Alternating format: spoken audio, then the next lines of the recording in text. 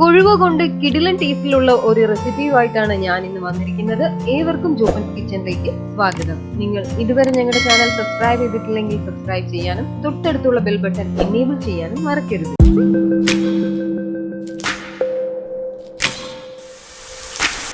കൊഴുവക്കറി ഉണ്ടാക്കാനായിട്ട് ഞാനിവിടെ 300 ഗ്രാം കൊഴുവ കഴുകി വൃത്തിയാക്കി എടുത്തു വെച്ചിട്ടുണ്ട്. ഇതിന്റെ ഇൻഗ്രീഡിയൻസ് ആയിട്ട് ഞാനിവിടെ അരമുറി ചിരകിയ തേങ്ങ, കുറച്ച് കറിവേപ്പില, ഒരു ചെറിയ കഷ്ണം ഇഞ്ചി, 2-3 ചെറിയ ഉള്ളി, 2-3 പച്ചമുളക്, 2 കുടംപുളി വെള്ളത്തിലിട്ടതാണ് എടുത്തിരിക്കുന്നത്.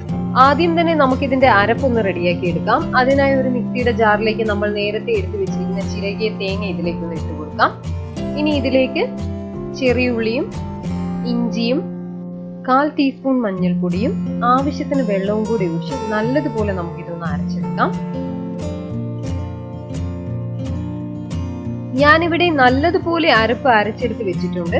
ഇനി നമ്മൾ നേരത്തെ എടുത്തു വെച്ചിരിക്കുന്ന കൊഴുവയിലേക്ക് ഈ അരപ്പൊന്ന് ചേർത്ത് കൊടുക്കാം. കൂടെ തന്നെ നമുക്ക് ഇതിലേക്ക് നേരത്തെ എടുത്തു വെച്ചിരിക്കുന്ന പച്ചമുളകും കുടംപുളിയും കൂടി ഒന്ന് ചേർത്ത് കൊടുക്കാം. ഇനി നമുക്ക് ഇതിലേക്ക് 1/2 ടേബിൾ സ്പൂൺ ഉപ്പും അരപ്പെടുത്ത പാത്രത്തിൽ 1/2 കപ്പ് വെള്ളവും ആവശ്യത്തിന് കറിവേപ്പിലയും കൂടി ഒന്ന് ഇട്ട് കൊടുത്തതിന് ശേഷം നമുക്കിത് നല്ലതുപോലെ ഒന്ന് മിക്സ് ചെയ്തെടുക്കാം.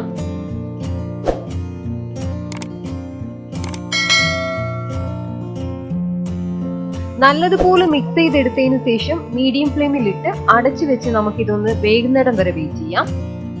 ഏകദേശം 10 മിനിറ്റ് ആയിട്ടുണ്ട്. നമുക്കിനി ഇതൊന്ന് തുറന്നു നോക്കാം. മീനെല്ലാം ഇവിടെ നല്ലതുപോലെ വെന്ത് കിട്ടിയിട്ടുണ്ട്. ഇനി നമുക്ക് ഇതിലേക്ക് ഉലുവയൊന്ന് പൊട്ടിച്ച് ചേർക്കാം. ഉലുവ പൊട്ടിച്ചെടുക്കാനായിട്ട് ഒരു പാനിലേക്ക് 2 ടേബിൾ സ്പൂൺ വെളിച്ചെണ്ണ ഒഴിച്ചു കൊടുക്കാം. വെളിച്ചെണ്ണ ചൂടായതിനു ശേഷം ഇതിലേക്ക് കുറച്ച് ഉലുവ ഇട്ട് കൊടുത്ത് നല്ലതുപോലെ ഒന്ന് പൊട്ടിച്ചെടുക്കാം. ഇനി നമുക്കിത് കറിയിലേക്ക് ഒന്ന് ചേർത്ത് കൊടുക്കാം. ചേർത്ത് കൊടുത്തതിന് ശേഷം നല്ലതുപോലെ നമുക്കിതൊന്ന് മിക്സ് ചെയ്തെടുക്കാം.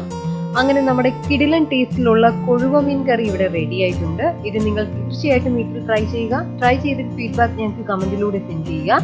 ഞാൻ റിൻസി ടോപ്പിഷ്. Please like and share. Thank U.